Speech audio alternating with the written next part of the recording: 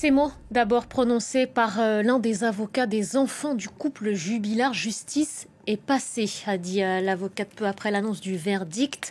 L'issue d'un procès très médiatisé de 4 semaines. Cédric Jubilard a donc été condamné à 30 ans de prison ce vendredi pour le meurtre de son épouse Delphine, disparue dans la nuit du 15 au 16 décembre 2020. Son corps n'a jamais été retrouvé. La défense de Cédric Jubilard a déjà annoncé qu'elle ferait appel. Florent Rodeau est l'envoyé spécial de France 24 à Albi. L'annonce du verdict, pas de réaction particulière sur le visage de Cédric Jubilard, qui a donc été condamné, vous l'avez dit, à 30 ans de réclusion criminelle, comme le préconisait le ministère public.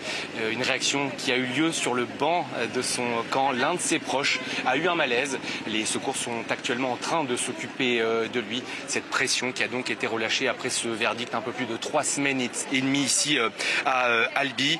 30 ans derrière les barreaux, comme le préconisait donc le ministère public. Cédric Jubilard va donc retrouver dès ce soir la cellule qu'il occupe depuis près de 4 ans et demi, incarcéré donc depuis 2021. Ses avocats qui caressaient l'espoir de le voir sortir libre vont s'exprimer dans un instant. Ils l'ont d'ores et déjà dit avant même l'énoncé du verdict. Ils vont faire appel de cette décision.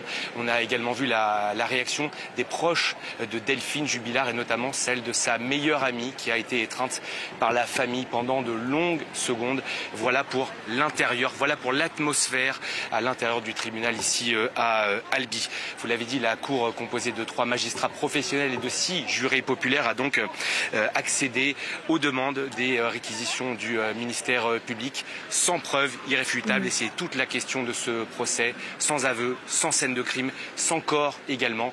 Le juré qui a donc fait confiance à son intime conviction, comme c'est souvent le cas lors des procès d'assises. Est-ce qu'on peut en dire un mot, notamment pour notre public à l'étranger, Florent Rodeau, cette intime conviction, parce que vous le rappeliez à l'instant, Cédric Jubilard n'est jamais passé aux aveux et malgré d'intenses recherches depuis 2020, le corps de Delphine n'a jamais été retrouvé.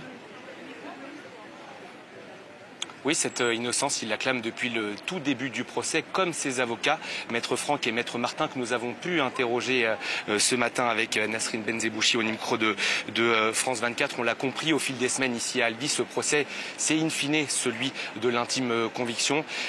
Beaucoup d'indices jouent en défaveur de Cédric Jubilard. Cette voiture du couple retrouvée dans l'autre sens, ces cris entendus le soir de la dispute, les témoignages également des voisins, sans oublier bien sûr les aveux qui ont été faits par Cédric Jubilard à 2 ex-compagnes. C'est en tout cas ce qu'elles disent. Un ancien codétenu assure également que Cédric Jubilard lui a confié avoir tué sa femme.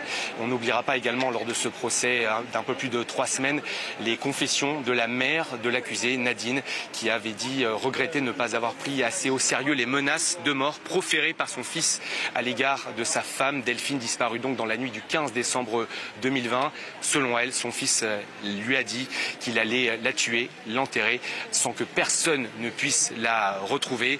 C'est donc l'épilogue ici d'un procès qui aura tenu en haleine toute la France et même bien au-delà des frontières françaises. Nous avons pu croiser quelques journalistes étrangers depuis ce matin. Cédric Jubilard est donc condamné à 30 ans de réclusion criminelle ici par la cour d'assises du Tarn à Albi.